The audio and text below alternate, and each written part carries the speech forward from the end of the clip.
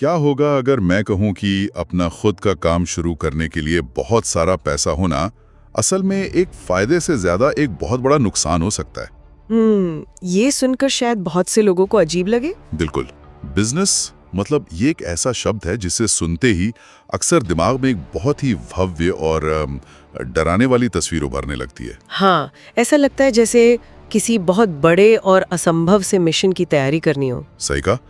लोगों के दिमाग में तुरंत बड़ी बड़ी बिल्डिंग्स, कांच के शानदार कैबिन, सूट बूट पहने इन्वेस्टर्स और बैंक में करोड़ों रुपए की फंडिंग के ख्याल आने लगते हैं। जो कि पुरानी फिल्मों या न्यूज में अक्सर दिखाया जाता है। हाँ, दुनिया भर में ज्यादातर लोगों को यही लगता है कि अपना काम शुरू करना बिल्कुल एक स्पेस रॉकेट बनाने जैसा है, जिसमें बेतहाशा पैसा, सालों की थका देने वाली रिसर्च और एक बहुत बड़ी टीम की जरूरत होती है। और रिस्क भी बहुत ज्यादा होता है। बिल्कुल, ऐसा लगता है कि अगर कोई गलती हुई तो सब कुछ तबाह हो जाएगा।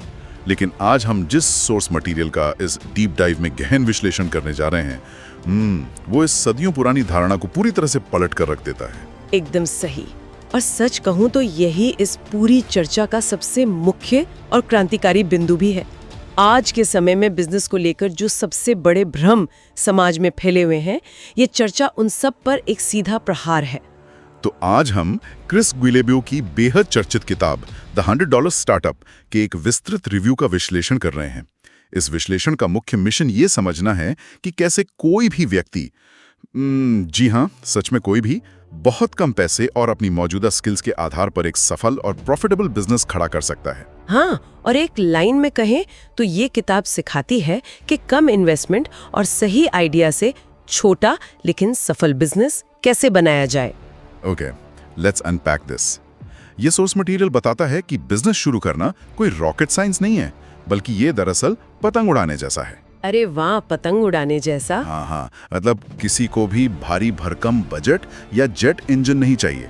बस सही दिशा में बहती हवा यानी एक अच्छा आइडिया चाहिए, और थोड़ी सी डोर यानी उस इंसान की अपनी स्किल। ये पतंग वाली एनालॉजी यहाँ बहुत ही शानदार तरीके से काम करती है, क्योंकि अगर हम इस किताब के मूल संदेश का गहराई से विश्लेषण करें तो ये एक बहुत बड़े और बुनियादी बदलाव की बात कर रही है। किस तरह का बदलाव? ये हमें कैपिटल हैवी यानी पूरी तरह से पैसे पर निर्भर रहने वाली सोच से निकालकर स्किल हैवी यानी कौशल पर निर्भर रहने वाली एक बिल्कुल नई दुनिया में ले जाती है। मतलब पैसा ही सब कुछ नहीं है। बिल्कुल। पारंपरिक रूप से यही माना जाता रहा है कि पैसा ही पैसा खींचता है। बड़ा पैसा कमाना है तो पहले बड़ा पैसा लगाना होगा।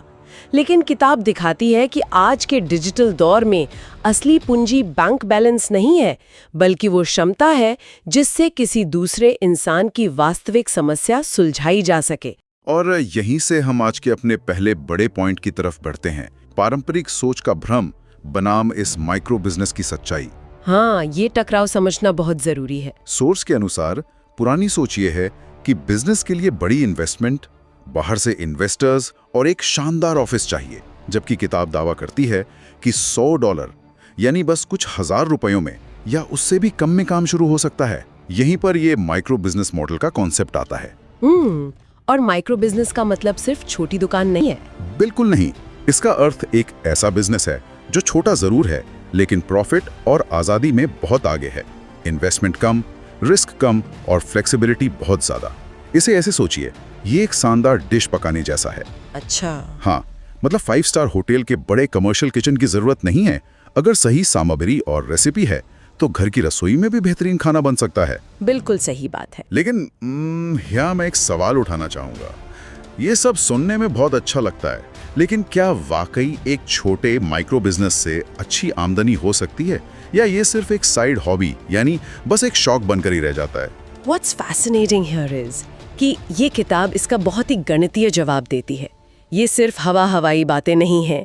किताब साफ तौर पर दिखाती है कि फ्रीलांसर्स, सोलो एंटरप्रेन्योर्स और छोटे ऑनलाइन बिजनेस बहुत अच्छी इनकम बना सकते हैं, कई बार तो कॉर्पोरेट जॉब से भी ज्यादा। सच में? कॉर्पोरेट जॉब से भी ज्यादा? बिना बड़े ऑफिस के? बिल्कुल। और इसका कारण है लो ओवरहेड यानी कम खर्च। इसे थोड़ा और आसान भाषा में समझाएंगी? हाँ, देखिए, जब किसी बिजनेस के पास कोई महंगा ऑफिस नहीं है, दर्जनों कर्मचारियों की सैलरी का बोझ नहीं है और इन्वेंट्री का खर्च नहीं है, तो उसका खर्च न्यूनतम हो जाता है। हम मेक सेंस। बहुत पावरफुल होते हैं क्योंकि वे तेजी से बदल सकते हैं। तो अगर बड़ी कंपनी और बड़े पैसे की जरूरत नहीं है तो फिर बिजनेस चलता कैसे है? इसके लिए किताब एक सीधा सा फॉर्मूला देती है। हाँ, मैंने भी पढ़ा था, passion plus skill is equal to profitable business, यानी आपका शौक और आपका कौशल। बिल्कुल, लेकिन, और ये एक बहुत बड़ा लेकिन है, सिर्फ पैशन काफी नहीं है। Here's where it gets really interesting, क्योंकि आजकल इंटरनेट पर हर कोई यही कहता है कि बस अपने पैशन को फॉलो करो और पैसा खुद आएगा। हाँ, ये एक बहुत बड़ा मिथक है। बिल्कुल, ये सोर्स उस आम धारणा को पूरी तरह तोड़ रहा है। बिना किसी की समस्या सुलझाए सिर्फ पैशन को फॉलो करना बिजनेस नहीं, बल्कि एक बहुत ही महंगा शौक है।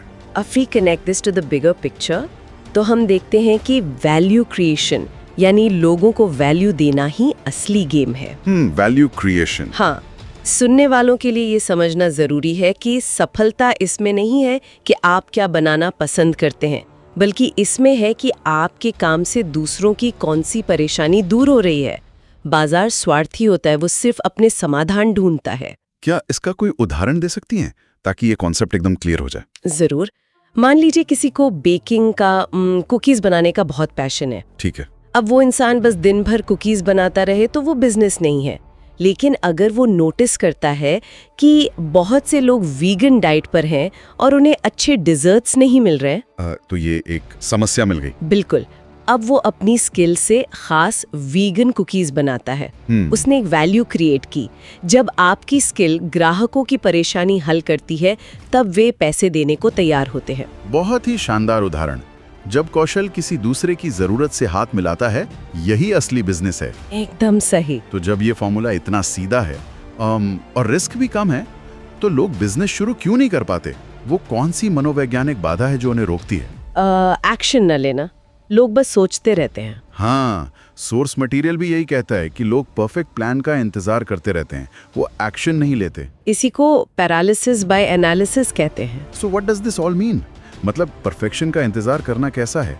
ये ऐसा है जैसे घर से निकलने के लिए शहर के सारे ट्रैफिक सिग्नल्स के एक साथ हरे होने का इंतजार करना। हाँ, जो कि कभी नहीं होता। बिल्कुल, आपको छोटे कदम उठाने होंगे और धीरे धीरे इंप्रूव करना होगा। किताब स्टूडेंट्स, फ्रीलांसर्स और साइड हसल शुरू करने वालों के लिए बहुत काम की है, क्योंकि इसमें रियल लाइफ एग्जांपल्स हैं। हाँ, ये काफी बिगिनर फ्रेंडली है। लेकिन हर सोर्स की तरह इसकी भी कुछ कमियां हैं। सोर्स में से 4.4 आउट ऑफ 5 की रेटिंग मिली है। कुछ आलोचनाएं भी हैं। हाँ, निष्पक्ष विश्लेषण के लिए वो जानना भी जरूरी है। बिल्कुल, जैसे जो एडवांस लोग हैं उन्हें इसके आइडियाज बहुत बेसिक लग सकते हैं। इसमें किसी बहुत गहरी बिजनेस स्ट्रैटेजी की कमी है। और कुछ पाठकों को लग सकता है कि इसमें कहानियां बहुत ज्यादा हैं। हाँ, पर मुझे लगता है कि कहानियों की अधिकता शायद इसलिए है ताकि जो लोग पहली बार शुरुआत कर रहे हैं उनका डर खत्म हो सके। This raises an important question कि क्या बहुत सारे उदाहरण असल में रणनीति की कमी को छुपाते हैं? आपको क्या लगता है? मुझे लगता है कि ये किताब मंजिल तक पहुंचने का कोई जटिल नक्शा नहीं है। ये एक दिशा देने वाला कंपास है। एक कंपास। हाँ, जो लोग सोच विचार में फंसे हैं, ये उनका डर निकालती है। जब कोई शून्य पर है तो सबसे बड़ी रणनीति सिर्फ शुरुआत करना ही होती है। बहुत खूब कहा आपने। तो चलिए अब इस पूरी चर्चा का सार निकालते हैं। बिल्कुल।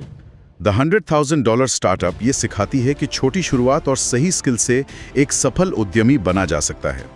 यह किताब सिखाती है कि कम इन्वेस्टमेंट और सही आइडिया से छोटा लेकिन सफल बिजनेस कैसे बनाया जाए। और ये उन लोगों के लिए बेहतरीन गाइड है जो बिना बड़े रिस्क के शुरुआत करना चाहते हैं। और जो लोग सुन रहे हैं उनके लिए ये जानकारी इसलिए भी महत्वपूर्ण है क्योंकि यह साबित करती है कि बिजनेस शुरू करने की ताकत अब कुछ चुनिंदा अमीरों के हाथ में नहीं है। बिल्कुल, ये ताकत अब हर उस इंसान के हाथ में है जिसके पास कोई स्किल है और जो दूसरों की मदद कर सकता है। इंटरनेट ने सबको एक बराबर मौका दे दिया है। एकदम सच। अब उस डरावने रॉकेट की जरूरत नहीं है, बस एक पतंग काफी है। हाँ। और इस चर्चा को खत्म करने से पहले मैं एक विचारोत्तेजक सवाल छोड़ना चाहूंगा, कुछ ऐसा जिस पर सोचने में मजा आए। बताइए। अगर तकनीक और ऐसे छोटे बिजनेस मॉडल की वजह से कम लागत में अपना काम शुरू करना इतना आसान होता जा रहा है, तो क्या भविष्य में 9 से 5 की नौकरी करना नियम नहीं बल्कि एक अपवाद बन जाएगा? ये तो सोचने वाली बात है ना? क्या आने वाले समय में हर इंसान अपना खुद का एक छोटा माइक्रो बिजनेस चला रहा होगा? इस बारे में जरूर सोचिएगा और याद रखिए, बस एक हल्की सी सही हवा की जरूरत है। अपनी स्किल की डोर तैयार रखिए।